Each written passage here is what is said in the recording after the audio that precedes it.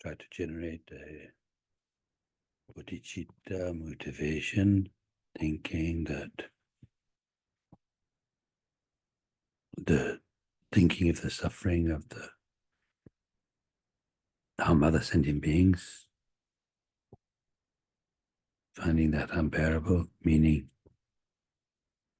feeling like I have to do something about that, and the best way is to achieve enlightenment myself. And that means practicing the path, creating the causes, practicing the path to enlightenment. And to do that, you need to understand. And so that's why we're studying together, and particularly learning about the 12 links in order to understand more deeply the nature of cyclic existence, so that we'll understand suffering nature of such a life, and first of all understanding relation to ourselves, and then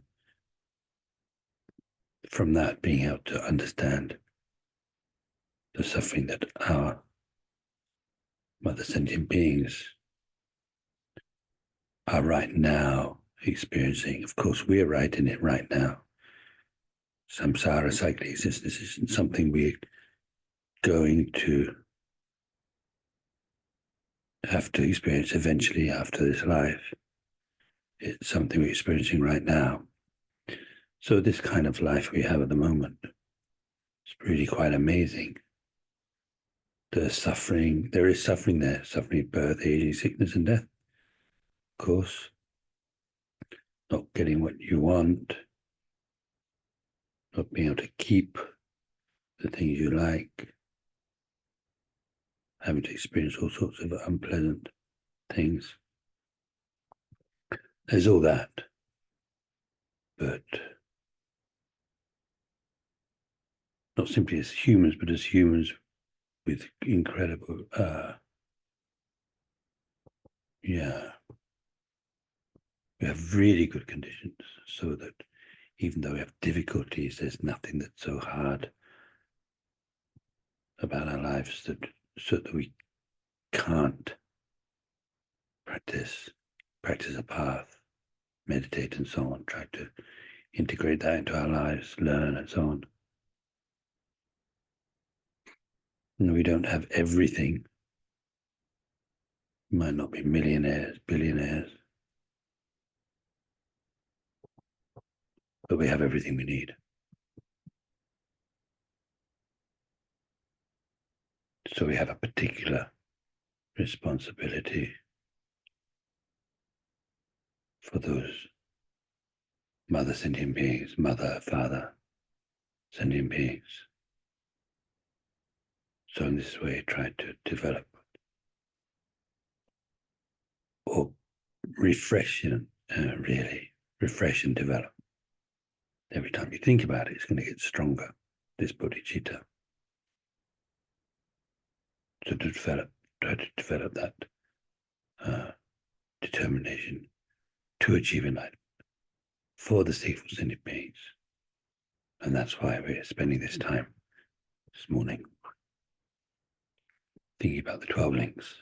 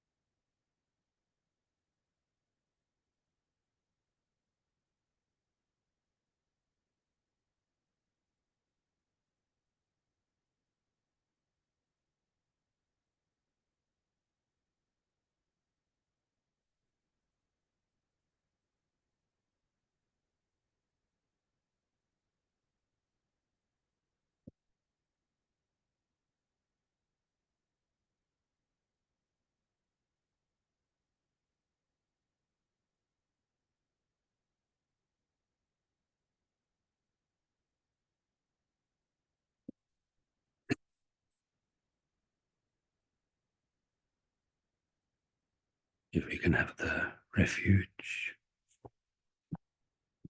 and bodhicitta prayer, please, Isabel.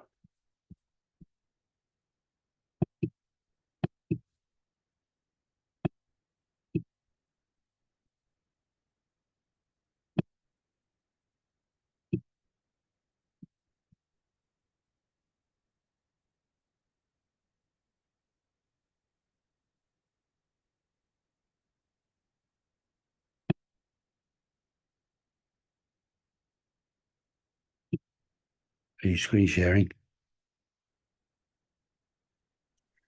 Hey, apologies. For some reason, it was just working before we went on, and now it seems to be not working again, so I have to go and get my computer checked. But what I can do is send the prayers into the chat. Okay. Does that work for you? Yeah. I mean, we'll probably be able to do that, but it might be useful for the end as well. So yeah, please do that. Yeah, thanks. Yeah.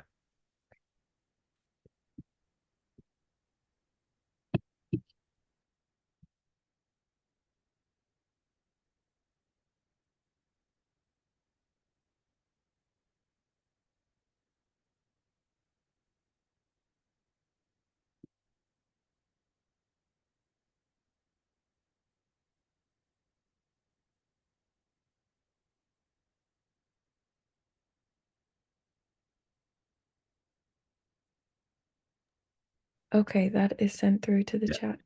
Got it.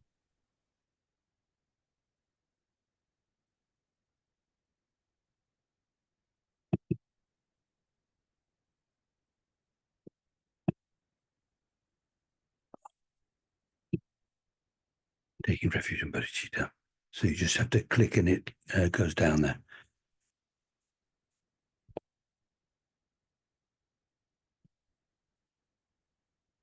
Tangye che tan so ye cho nam la chan chu pa de dan ni kyap su chi da ye jin so ye me so nan ki ro la pen je san ye zhu pa la yu. I take refuge until I'm enlightened in the Buddha, the Dharma, and the Supreme Assembly. By my merits of generosity and so forth, may I become a Buddha to benefit transmigratory beings. I take refuge until I am enlightened in the Buddha, the Dharma, the Supreme Assembly. By my merits of generosity and so forth, may I become a Buddha to benefit transmigratory beings.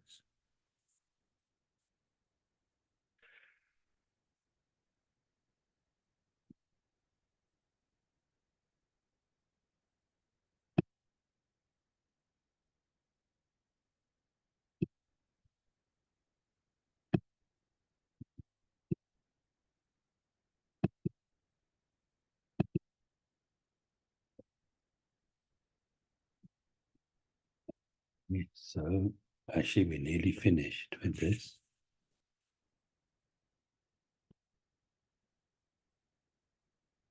I'll certainly be able to finish in this class, no problem. So we went through the 12 links one by one. We went through the 12 images. Actually, the image I'm looking at is the I don't know if he says Weber because he's German or Weber, which is anyway a very nice one. And so yeah, ignorance. We're going to go in a bit more detail anyway. Ignorance. Now, one thing to really watch out for if you read about these things, study these things. For example, something I was looking at, it was probably the Gishizoba commentary. He mentions that there are two types of ignorance. There's the ignorance, the ignorance about the ultimate nature of reality, which we often call, grasping at itself, grasping at true existence is the mind that believes, not necessarily consciously, that things really do exist from their own side, independent of anything, in the way that they appear. So that's ignorance. So that's the, when we talk about, you know, ignorance being the root of psychic existence, that's, you know, it's that kind of ignorance. So he mentions that there's that kind of ignorance, and there's also the ignorance about karma, so not understanding karma. And so you could then easily think, especially since he's talking about the 12 links, that when it comes to ignorance, which is the first of the 12 links, it could be either of those.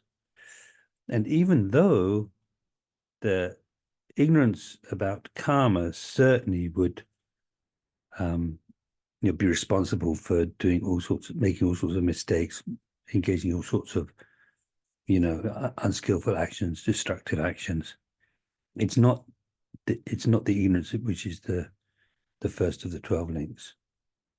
So, this other book that I mentioned, that I was saying I thought was really good, that one I mentioned before, King Udrayana and Wheel of Life. Anyway, so here he's very clear about it, and probably in other you know, explanations it'll also be very clear. Ignorance, the first of the 12 branches, so he goes on 12 branches, is defined as that perishable view. So this is the one that we've been calling the view of the transitory collection, right? Sometimes in some translations it'll be called the transitory view, because in Tibetan is the short version is a jikta.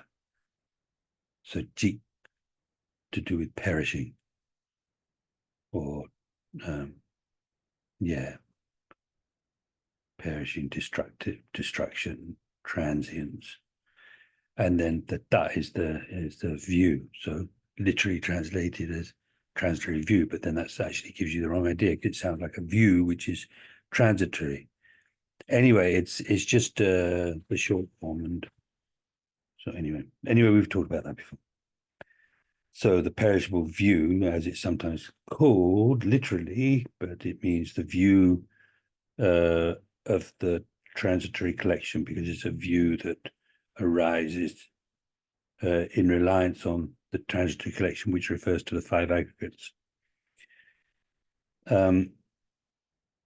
So let's see, that perishable view which motivates new immature karma. Oh.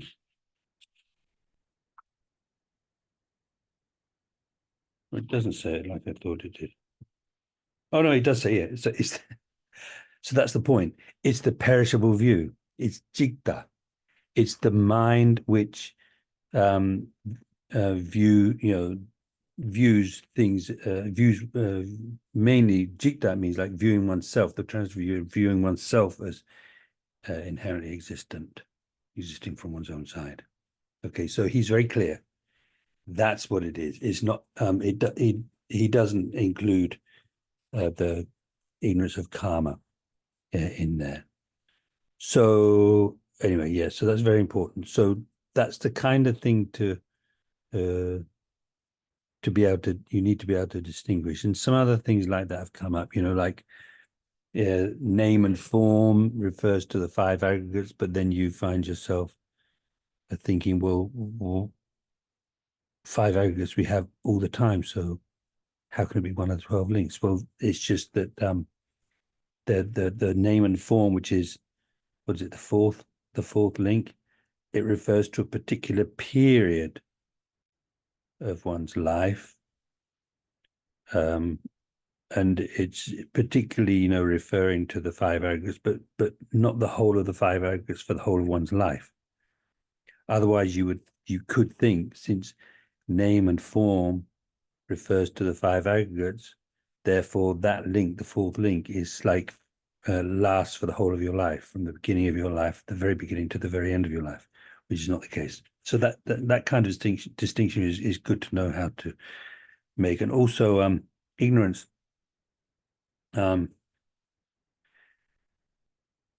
Ignorance, which is the root of psychic existence, and ignorance, which is the first of the 12 links, is a little bit different.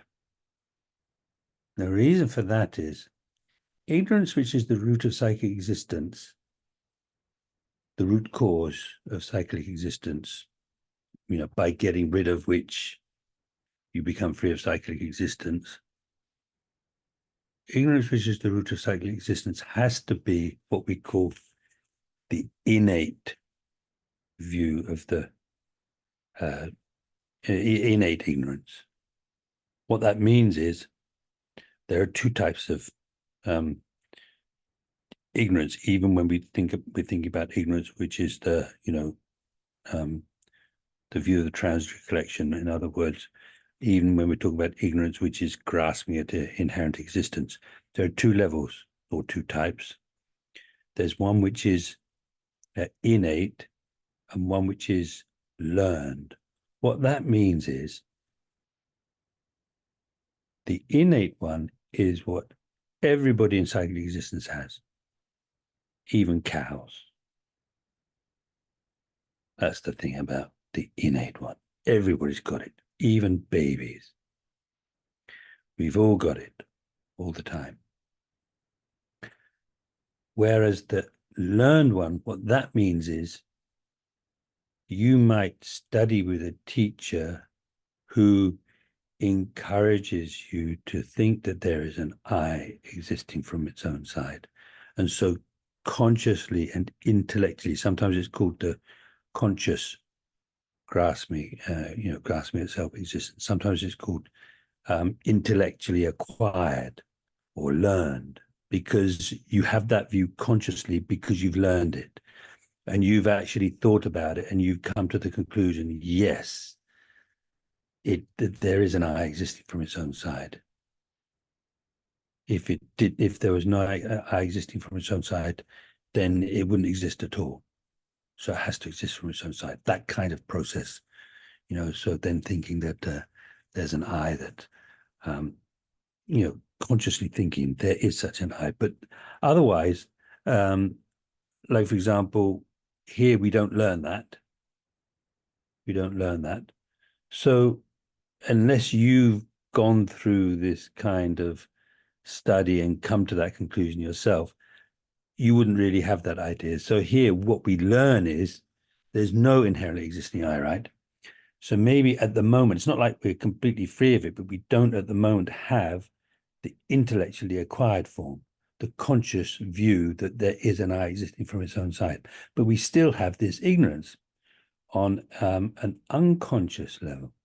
So we believe it, but we're not really aware that we believe it. And it's actually not that easy to become aware that you believe it. You really have to put some thought and really have to check up and think about things to really get the insight that, yeah, actually, I do have that belief, not intellectually or consciously, but I do have that belief all the time. I have that belief all the time. So that's the one which is the root of cyclic existence. But here, although that would be the main one, also the intellectually acquired one can make you create karma, and then because of that karma, the imprints are left on consciousness and so on. So that's also, that's also included here. So there's a difference between the ignorance, which is the first link, because it can be the conscious one or the unconscious one, and ignorance, which is the root of cyclic existence, which can only be the unconscious one. So that's ignorance. Okay, so now, well, I'm not going to go around the whole of that kind of clock today, because what I want to do is see the way that they're grouped together. And there's some There's some quite interesting things really come up here. So one thing is,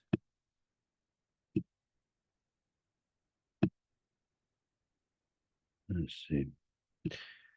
Well, okay, I'll do it in the order that is usually covered. Otherwise, end up going all over the place.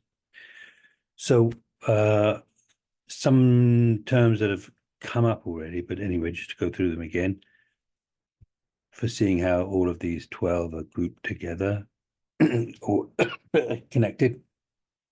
So we've got throwing causes and thrown results, then actualizing causes and actualized results. So let's see. So throwing, sometimes you'll see that as propelling, throwing, propelling. And then for the actualizing, I've always been in the habit of saying accomplishing because it looks more like that literally, but I can see from Gizoba's explanation that it makes more sense to say actualizing. The reason being like this. Yeah, the reason being that the throwing causes create the possibility or the potential for a particular life to happen sometime in the future. So, in other words, once you have those throwing causes, you've created the potential. And now besides that, you need some other conditions which are going to make that potential an actuality. So they actualize it. I don't know if there's some other way in English that we would cover that idea, so you've created the potential for something to happen, and now you do something else that actually makes that potential a reality. So maybe you could call them the realizing causes and the realized results, actualizing causes and actualized results. So what are the throwing causes, propelling causes? They are the first three links: ignorance, the karmic formations, or just karma if you like, really, and consciousness. So how is it that that potential is created? Because of the ignorance, let's talk about it in terms of, like destructive karma. So because of ignorance, then that feeds the attachment or anger or whatever, and under the control of that anger or attachment or whatever, we engage in some kind of destructive action like killing, stealing, and so on. Then once the action is, so that's the second link. Then once that action is finished, the karma is done, then the imprint is left on consciousness. So now you have the potential for a new birth in psychic existence. So those three somehow work together to bring you to the conclusion of an imprint, which is a karmic seed. It's the imprint of karma, is the karmic seed, and it's a potential. Okay, and then as far as the thrown results are concerned, you've got the next four links. Those are the thrown results: name and form. So remember, name and form is your five aggregates, and that starts at the beginning, the very beginning of your life, from the moment of conception. And then gradually you're going through the six sources, then the name and form. Sorry, I already said name and form. Contact and feeling, right? So I don't know if I should mention, because if you're looking at the picture, then you might be, then that other one is a little bit different. But anyway, in the Andy Weber one, which actually is my favorite one, it's very nicely done. And makes more sense to me. You've got the man rowing a little boat with a couple of other people in it. That's name and form. Then the empty house. There's the 6 sources, 6 ayatanas. Contact, symbolized by the contact between a man and a woman. Very modestly covered over by the blanket, which is just right. And then feeling, very strongly, symbolized by the man with an arrow in his eye. So those are the 4 throne results. The 4 throne results. So that's a life, right? And that's something we were saying last time. You start off with the conception, the name and form, and feeling, and then that's sort of like, and so on kind of thing. That's the rest of the life. Contact, feeling. Okay. Then, so then you've got the actualizing causes, which, as I said, you could call the realizing causes, and the ones that bring it to reality. Anyway, whatever. So then you've also got 3. You've got 3 actualizing causes, the ones that are going to take that potential and make it actually happen. So that means you've got craving, the guy drinking beer. I don't know, in this picture, it looks like he's kind of, I don't know if he's actually drinking even yet, but anyway. So the craving, which is a type of attachment, when that attachment becomes stronger and stronger and stronger, then eventually becomes grasping. And that grasping is an attachment, a form of attachment which is strong enough so that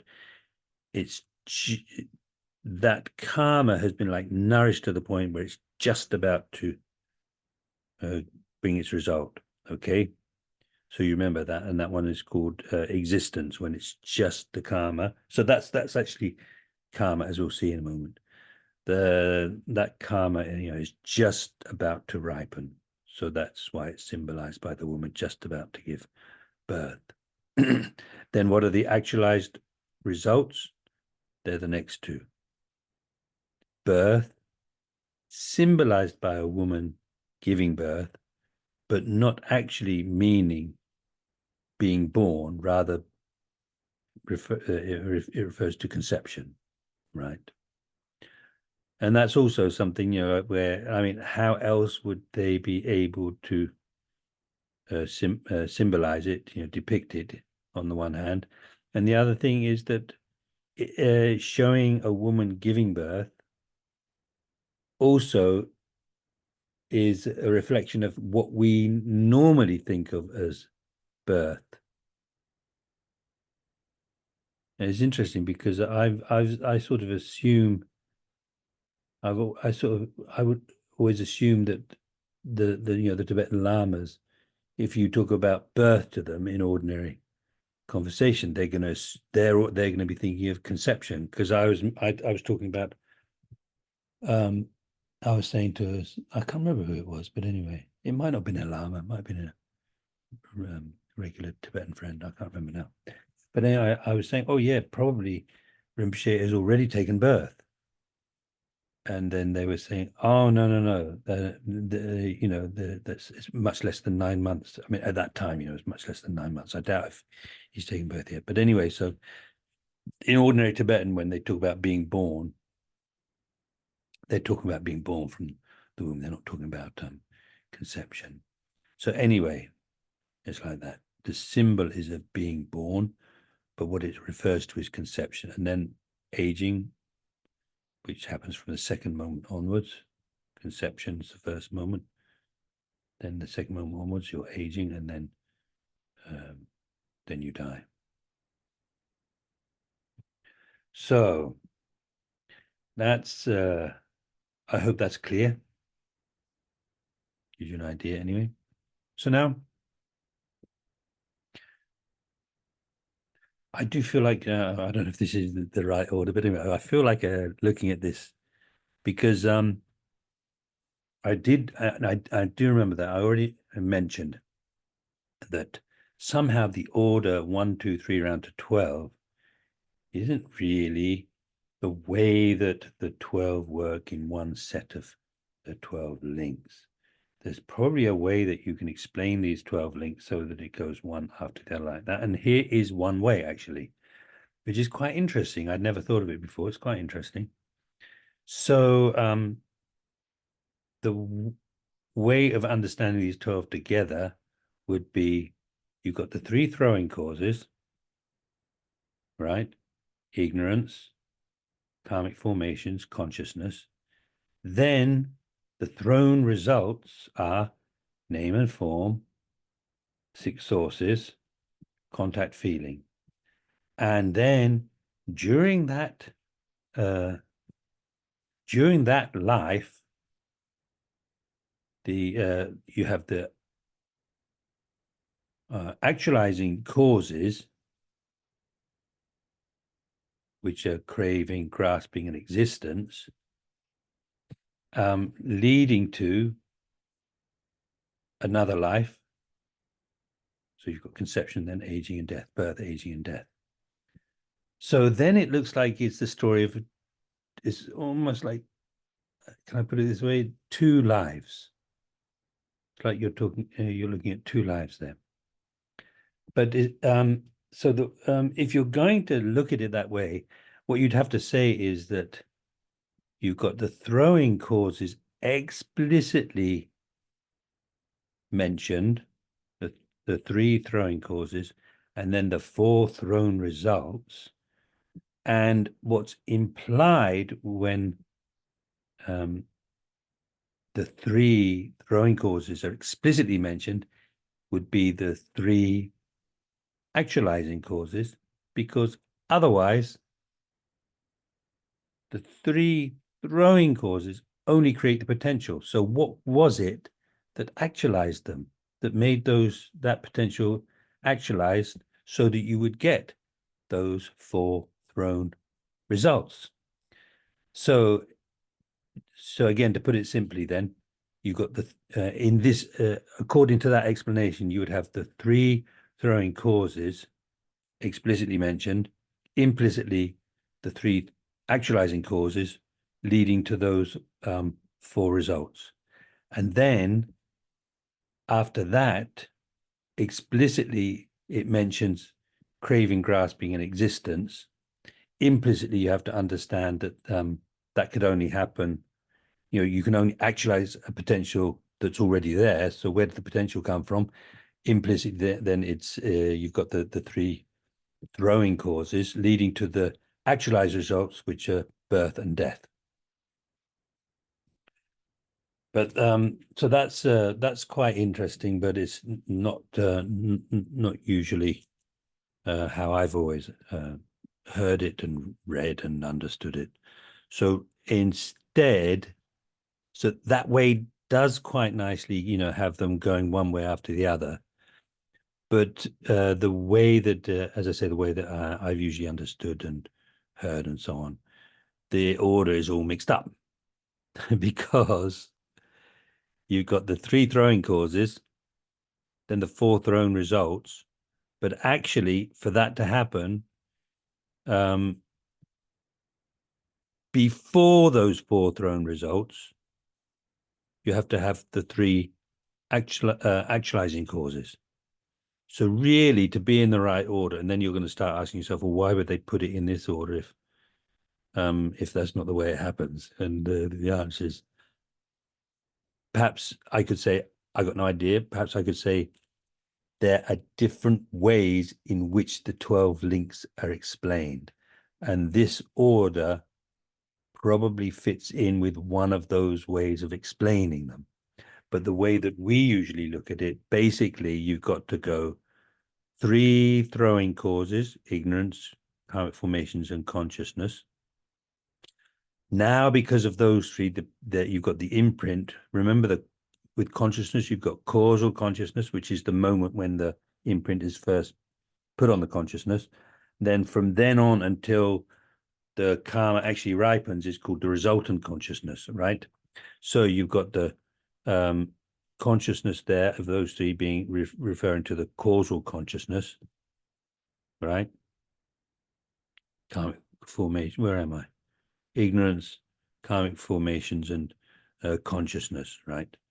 So now that potential is on the consciousness, and towards the end of that very life, or towards the end of some life in the future, which is something else I'm going to have to look at with you, you will get craving, grasping, and existence, which is the 8th, 9th, and 10th links, nourishing that imprint so that you will get the 4 throne results, which are the man in the boat, which is the name and form, followed by the 6 sources, followed by contact and feeling, and running parallel with that, the last 2,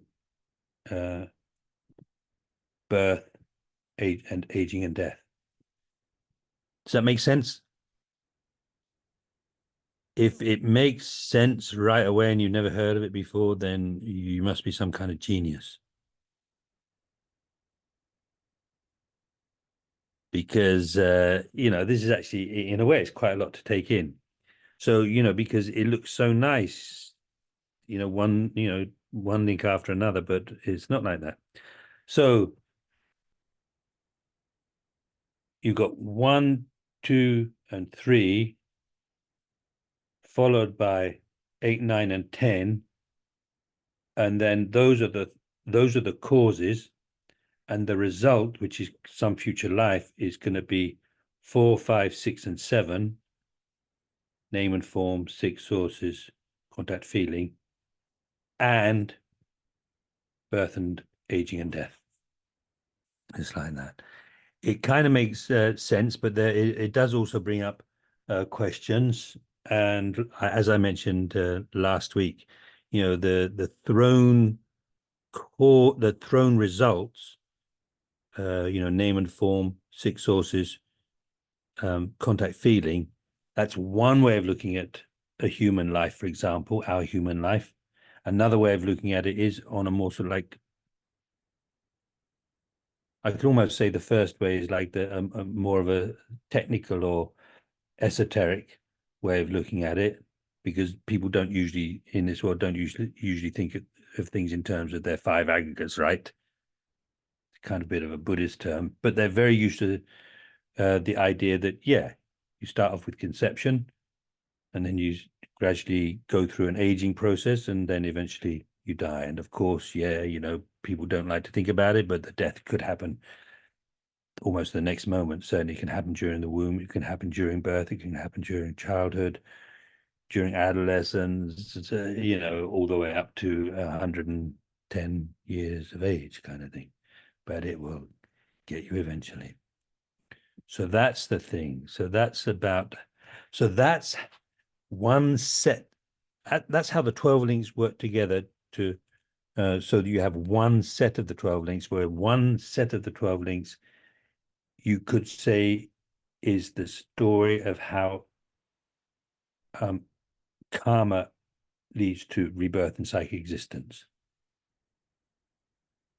How the karmic potential is created, karmic seed is created, which eventually ripens into a life in psychic existence. Right? That's the 12 links. So yeah. So that's one thing. Then there's a difference between throwing causes and throwing karma. So think about it. Those first 3, ignorance, karmic formations, and consciousness. those are all throwing causes, right? They're all throwing causes. And the result they throw is name and form, etc. Those four. So are they all throwing karma? Given that some of them are going to, if they're not karma, with the causes throwing causes and actualizing causes, they're either going to be karma or they're going to be the mental afflictions. Why? One way of looking at it is this. When we talk about the Four Noble Truths, because this is about the Four Noble Truths, it's just a different way of approaching the Four Noble Truths, or maybe a little bit more detailed, sort of slightly different way of looking at the Four Truths. The second one is the truth of the origin. And what's the truth of the origin? It's karma and the mental afflictions, isn't it? There's just those two things. The mental afflictions are what make you do the action, and then the karma is the action. Right? So would you say that ignorance is a mental affliction or karma? Then the question becomes easy, doesn't it? Ignorance is a mental affliction, right? It's the root mental affliction, even root delusion. Then the karmic formations, is that karma or mental affliction? That's a karma, right? It's karma. That's why sometimes we call the signaling just karma, you know. Sometimes people call it formations, sometimes karmic formations. Different ways. Anyway, so yeah, and then the third one, consciousness. That's interesting, isn't it, actually? Because it doesn't look like it's a mental affliction. But anyway, we'll look at that in a moment. But definitely, if we're going to say there's a difference between throwing causes and throwing karma, of those three throwing causes, the only one which is karma is the second one, right? And then what about the actualizing causes? You've got craving, grasping, and existence. So it's pretty obvious that craving and grasping are mental afflictions and therefore not karma. So then the third of those three, in other words, the 10th,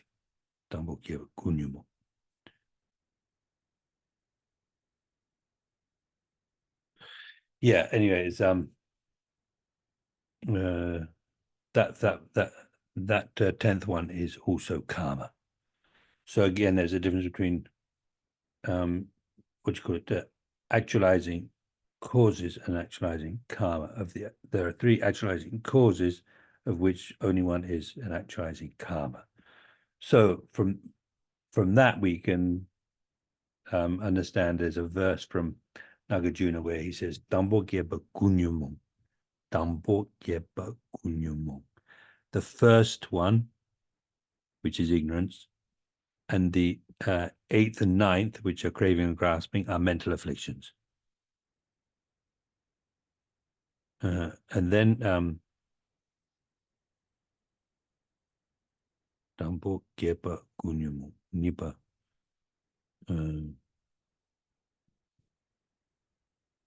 Anyway, so then the second and the 10th are karma. But then that leaves out consciousness, doesn't it? So actually consciousness doesn't seem to be a mental affliction. It doesn't seem to be karma. So that's interesting. I'm not sure about that, but anyway, generally. Sorry, Michael, yeah? What about feeling? I mean, isn't that? Yeah, It seems those like aren't the causes. Those aren't the causes. But it seems like that's generated by karma, how you feel about Yeah, something. yeah, yeah. All of the results are the results of karma. Karma, okay. Yeah, yeah, yeah. No, this is just it's only when you're looking at the causes, which means throwing causes and actualizing causes, that you're going to be talking about mental afflictions and Got it. mental afflictions and karma. Yeah. Okay. So yeah, Dumbo Geba Gunyum. So the first, 8th, and 9th are mental afflictions. Yiba Chuba Leno. The 2nd and the 10th are karma. Yeah.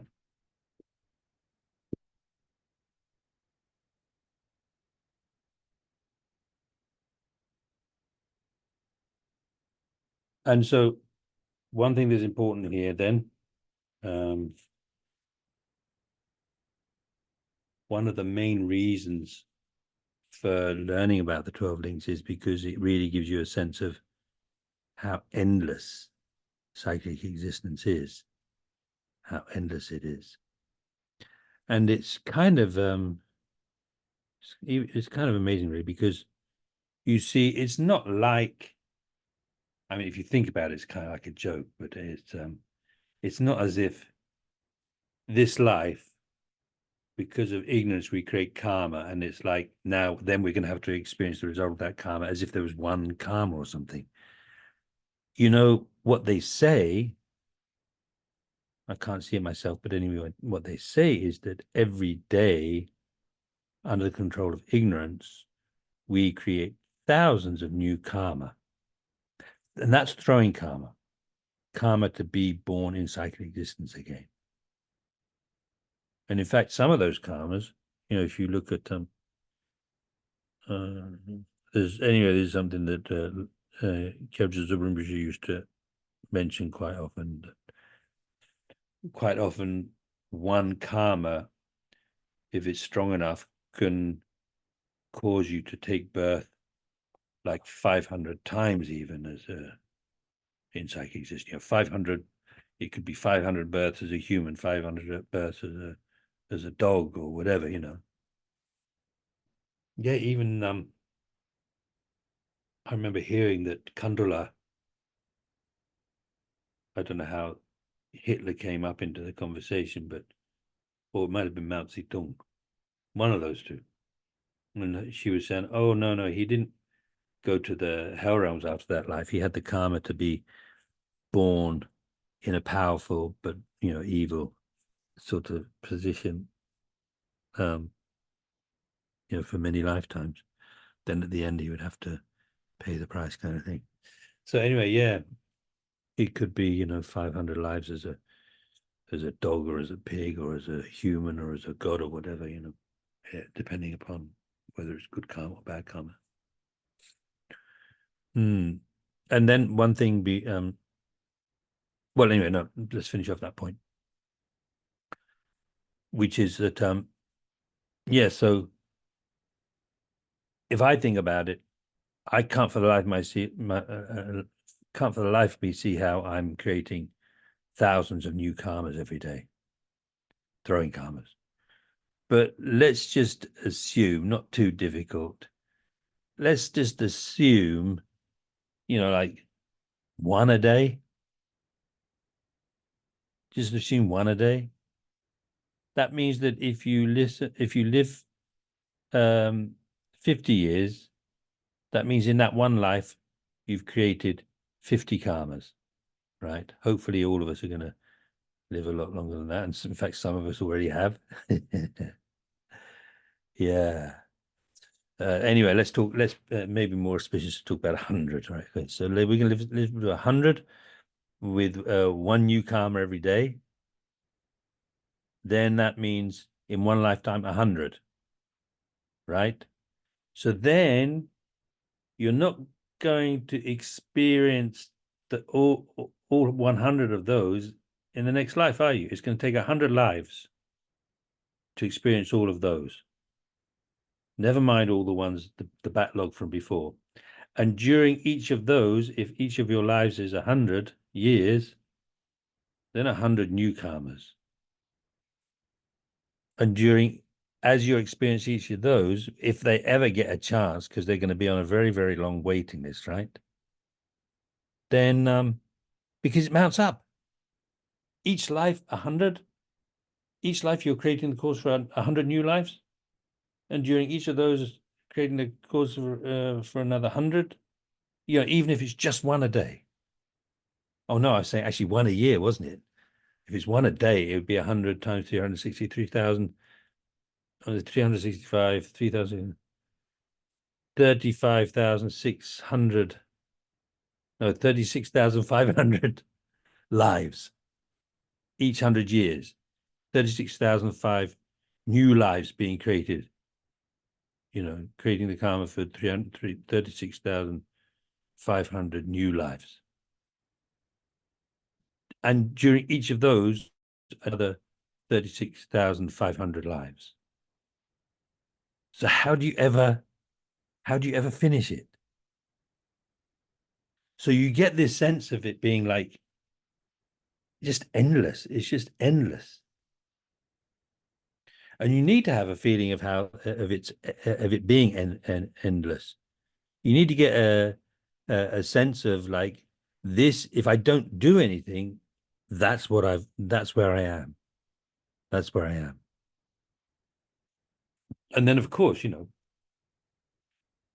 with the purification practices, making sure you have all the 4 opponent powers, then, you know, with purification practices, you know, each time you do them, you can purify eons and eons and eons and eons of that karma. But if you don't, then you won't. If you don't, then you're just left with you know, those karmic imprints, be born again and again and again and again. And, you know, just look at your own mind in order to find the answer. Well, you know, of those 36,500 karmas, how many of them are going to be good ones? And how many of them are going to be, you know, the karmas for suffering lives, to experience a suffering life? Yeah. I mean, we've already thought about from earlier on in the text, the precious human rebirth and how difficult it is to get such a life. That gives you already a sense, you know, it's not easy. So of those 36,500, then, you know, oh, plus a few extra for the leap years, of course. Yeah. So, yeah. So to get that sense of it being endless. And if it is the case that, you know, one is just a joke, I mean, you know, it's like thousands. Well, then, you know, suppose it's 1,000. It's probably more than that. I'm sure I asked, it was probably my teacher Gentechok, you know, about this. And he thought, oh, 1,000, that's, yeah, in one day, yeah, no, it's more like thousands. But suppose it's 1,000, so then it's 36,500 times 1,000, whatever that is. I can't do that in my head. But anyway, you get the idea. Huge number, huge number. I mean, what would be an analogy for that?